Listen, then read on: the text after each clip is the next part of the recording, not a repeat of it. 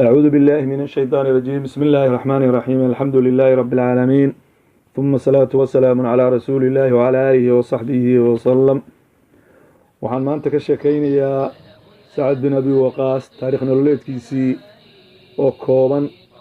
Sacad bin Abi Waqaas wuxuu ka mid ahaa raggii asxaabta ajillada ahaa oo taariikhda baalka dahabka ka galay, raggii nasiibka u yeeshay madrasadii rasuulka inay ka soo baxaan, gacanta rasuulkana ay ku tarbiyoobaan.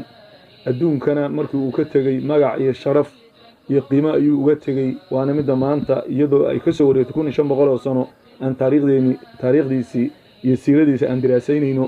waxaan wax yar ka sheegi doonaa cajalka koobaad haddii ilaahay yiraahdo noloshiisii iyo sidoo ku muslimay, waxaana ku xiji doonaa fadligiisii, kadibna waxaan ku sii xiji doonaa haddii ilaahay yiraahdo injaasaadkiisii iyo waxyaabuhu islaamka ku soo kordhiyay. Sacad wuxuu ahaa Quraysh abtirsiima ahaan, wuxuuna ka ahaa reer bani Zuhra. nabiga abtigii ayuu ahaa. nabiga hooyadii waxaa la dhihi jiray Aamina bintu Wahab bin Cabdimunaaf bin Zahra, isagana waxaa la dhihi jiray Sacad bin Maalik. Abi Waqaasna nays bay ahayd bin Wahayb bin Cabdimunaaf bin Zuhra. reer bani Zuhra ayuu ahaa. abtirsiin ahaana nabiga awooga shanaad ama awooga afraad bay isaga imaanayeen oo la dhihi jiray Kilaab ibnu Murra. halka Kilaab ibnu Murra ayay isaga imaanayeen oo nabigana xagga aabahana kalama ay fogeen, xagga hooyadana halkaas ay qaraabo ka ahaayeen. wuxuu dhashay Sacad 595 miilaadiga, wuxuuna dhintay 674 markaas uu dhimanayay. hijradii waxay ahayd 55 ayay ahayd. da'diisuna marka uu dhimanayo waxay ahayd 78 sano. waxaa la sheegay rag badan baa la dhashay oo maaragtay ay ka mid ahayeen Caamir ibn Abi Waqaas oo raggii dagaalkii muxuu ahaa hijratul xabasha ka qayb galay.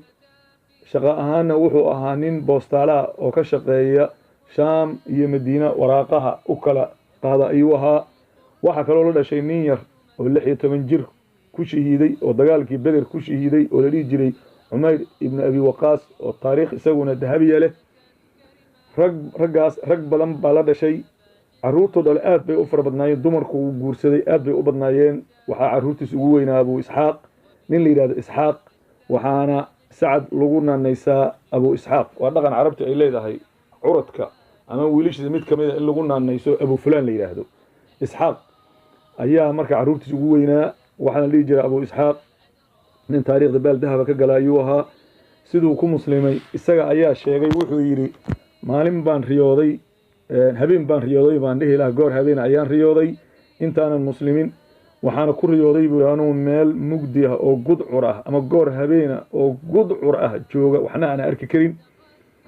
meesha anigoo taagan baa wuxuu yidhi dayaxii soo baxay. iftiinkii dayaxa ayaan markaa daba galay buu yidhi. waxaan markaa arkay buu yidhi iftiinkii aan daba socday 3 nin oo iga horeysa oo ay ka mid ahaayeen Zayd ibn Xaaritha, Ali ibn Abi Talib iyo Abi Bakar.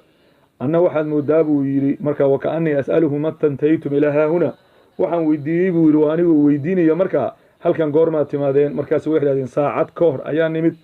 waxa ay soo gaari bay rasuulka ilaahay inuu dadka islaam ugu yeerayo uuna isqarinayo. markaa wuxuu yidhi rasuulkii baan waxaan kula kulmay uu yidhi fii shicbi Ajiyaad meel la yiraahdo. shicbi waxa la yiraahdaa luqada carabiga meelaha buuruhu isaga yimaadaan oo aan la arki karin buuraha hoostooda oo qadallooc ah ayaa la yiraahdaa shicb. meel shicbi Ajiyaad la yiraahdo ayaan rasuulka kula kulmay isagoo salaada casr tukaday, waana muslimay buu yidhi. saddexdaani waxaan ahayna islaamka igama horreyn. wuxuu marka Sacad riwaayadaas ku cadaynayaa inuu ninka afaraad ee muslimay uu yahay. riwaayadka qaarna waxay sheegaan inuu ninka toddobaad ahaa oo 6 nin ay ka horreysay. wuxuu ku muslimay saxaabiga khayrka badnaa Abu Bakar as-Siddiq ayuu gacantiisa ku muslimay. Sacad wuxuu ka mid ahaa ragga Ilaahay jannada ugu bishaareeyay isagoo nool. adduunkana wuxuu ahaa generaalkii ciidanka ama taliyihii ciidanka ee dowladda Furus cagta mariyay ee baabiyay taariikhdan galay. shiicada raafidadana ilaa maanta aad bay u necab yihiin. raggay aadka u necab yihiin ayuu ka mid yahay. waxaana ka mid ah ragga ay necab yihiin Abu Bakar, Uthman, muxuu ahaa Khalid bin Waliid, Sacad bin Abi Waqaas, Cabdiraxmaan bin Cawf. asxaabta ajillaahu dhan aad bay u necab yihiin. waana marka Sacad nin taariikhda galay ayuu ahaa.